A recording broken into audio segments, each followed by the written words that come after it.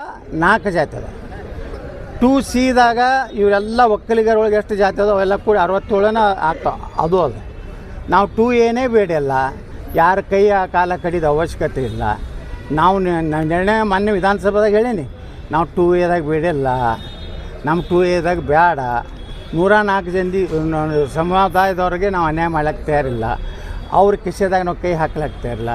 ನಮ್ಮದೇ ಒಂದು ಬಕೆಟ್ ಬೇರೆ ಐತಿ, ಅದ್ರಾಗ 7% ಐತಿ. ಅದು ಬರೀ ಪಂಚಮಸಾಲ ಲಿಂಗಾಯತರದ್ದಿಲ್ಲ.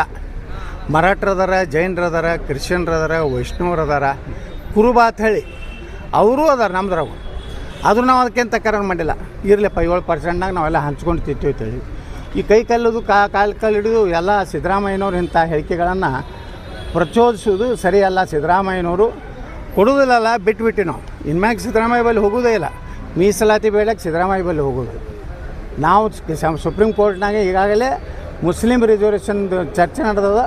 ಆ ಮುಸ್ಲಿಂ ರಿಸರ್ವೇಷನ್ ರದ್ದಾಯ್ತಂದ್ರೆ ಆಟೋಮೆಟಿಕ್ಲಿ ನಮ್ಮದು 2CD ಬರ್ತದೆ. ನಾವು ಯಾವ ಕಾಲಕ್ಕೂ ಸುಮ್ಮನೆ ಗುರುಗಳಿಗೆ ಅದು ಬೈದು ಬೇಡ. ಯಾವ ಕಾಲಕ್ಕೂ 2A ಇದಾಗ ನಾವು ಹೋಗೋದಿಲ್ಲ. ಅದನ್ನು ಬೆಂಕಿ ಹಚ್ಚೋದವ್ರಿಗೆ ಕಾಂಗ್ರೆಸ್ಸಿಗರು.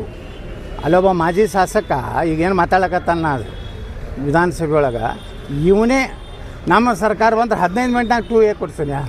ಇನ್ನೂ ಭಾಳ ದೊಡ್ಡ ಆಶ್ವಾಸನೆ ಕೊಟ್ಟಾನ.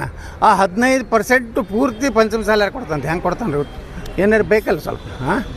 ಹೀಗೆಲ್ಲ ಅವ್ರನ್ನೇ ಮೊದಲು ಜೈಲಿಗೆ ಹಾಕತ್ತ ಹೇಳ್ತೇನೆ ನಾನು. ಸ್ವಲ್ಪ ಯಾರಿಗೆ ಸಿದ್ದರಾಮಯ್ಯವ್ರಿಗೆ, ನಿಮ್ಮ ಪಾರ್ಟಿಯವ್ರು ಲಕ್ಷ್ಮೀ ಹೆಬ್ಬಾಳ್ಕರು ಇವರೆಲ್ಲ ಹಿಂದಿನ ಕ್ಲಿಪ್ಪಿಂಗ್ ತೆಗೆದು ನೋಡಿರಿ. ಪ್ರಾಣ ಹೋಗಲಿ, ಪ್ರಾಣ ಹೋಗಲಿ, ಪ್ರಾಣ ಯಾವ ಆಗಬೇಕಾಗಿತ್ತು.